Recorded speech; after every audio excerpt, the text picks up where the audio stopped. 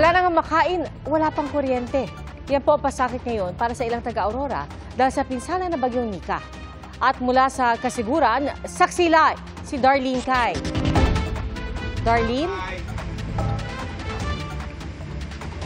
Pia, wala pa ring supply ng kuryente dito sa bayan ng Kasiguran sa Aurora.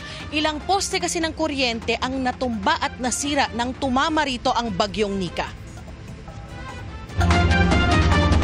Kaya ang mga residenteng walang generator, umaasa na lang sa kandila, gasera o mga ilaw na solar o battery powered. Hirap na hirap daw si Mayan na may 2 maliit na anak na hindi makatulog sa gabi dahil naiinitan. Sabi ni Marjorie, sana raw ay agad maibalik ang supply ng kuryente rito. Ayon sa Kasiguran MDRMO, sinisikap ng Aurelco na maibalik ang supply ng kuryente rito ngayong linggo.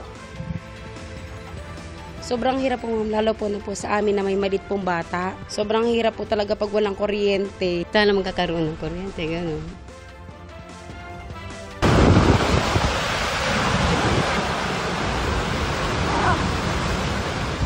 Matapos ang pagbayo ng malakas na hangin at ulang dala ng bagyong Nika,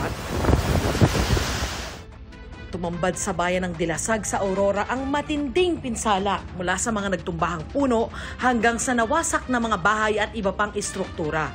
Sa Dilasag naglandfall ang bagyong Nika kahapon.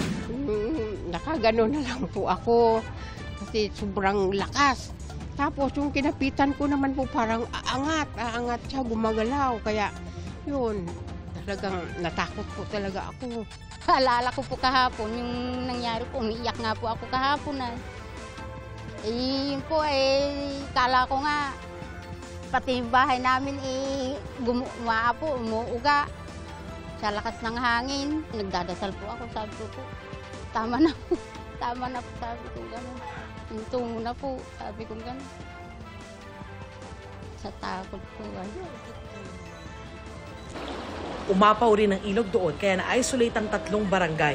Mataas pa rin yung level ng tubig at malakas yung agos dito kaya hindi mapuntahan yung barangay Diagyan dito sa munisipalidad ng Dilasag sa Aurora. Pati yung mga motoristang papunta sa Dinapigue, Isabela ay hindi rin makadaan. Pero may mga nanghas pa rin tumawid. Wala na yung takot sa akin kasi mapuntahan ko lang yung mga mahal ko sa buhay sa Dilasag para makumusta ko sila. Wala pong communication, ma'am. Pinipilit po namin makontak sila ngayon. Pero gawa nga po, sabi ko nga po, gawa po ng sila ay isolated pa. No, gawa po ng ilog. No, kahit naman po umaraw po ngayong maghapon ay hindi pa rin po kami makatawid. Abot pa lang sila ng relief tulong kapag medyo humupa na yung tubig, no? Opo, ganun po ang mangyayari. Sa katabing bayan ng Kasiguran, wala nang baha pero matindi rin ang pinsalang iniwan ng bagyo. Pinadapa ng malakas na hangin ng 100 puno ng saging sa taniman na ito. Umiyak ka man, wala rin tayo magawa, talagang bagyo. Aabutin daw ng 4 na taon bago pa tumubo at mamunga ang mga panibagong puno ng saging. Namigay na ng family food pack sa mga apektadong residente. Ang mga tauhan ng LGU nagsasagawa ng clearing operations para alisin ang mga nakahambalang sa kalsada.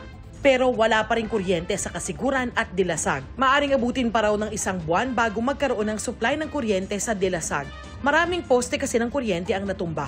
Pahirapan pa rin ang linya ng komunikasyon. Nananatiling nakaalerto ang probinsya ng Aurora para sa mga paparating pang bagyo. Kailangan lang po yung paghahanda para maiwasan po yung may masabing buhay at saka yung pwede pong ayusin yung mga kabahayan o dapat po wag po natin basta walang bahala yung ating po mga tahanan. Dapat po matibay yan. Kung kinakailangan naman po na lumikas ay talagang pinapalikas po namin, inaagapan na po namin.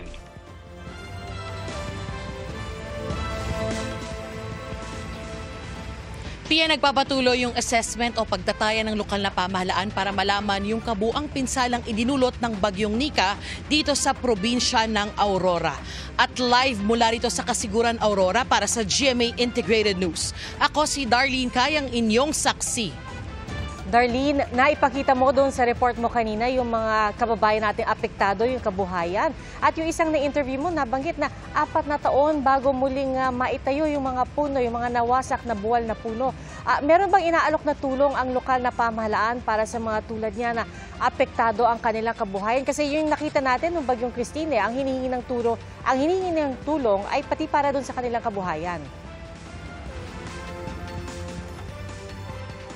Tama ka dyan, Pia. Talagang nananawagan ng tulong yung mga residente rito na lubhang naapektuhan ng bagyo. Sa ngayon, ang ipinamimigay pa lang ay mga family food packs sa mga apektadong residente sa mga bayan ng Dilasag, pati na rin sa Kasiguran.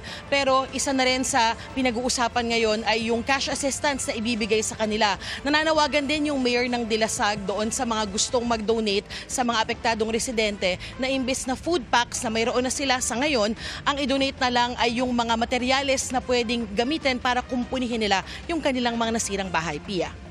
Alright, maraming salamat, Darlene Kai.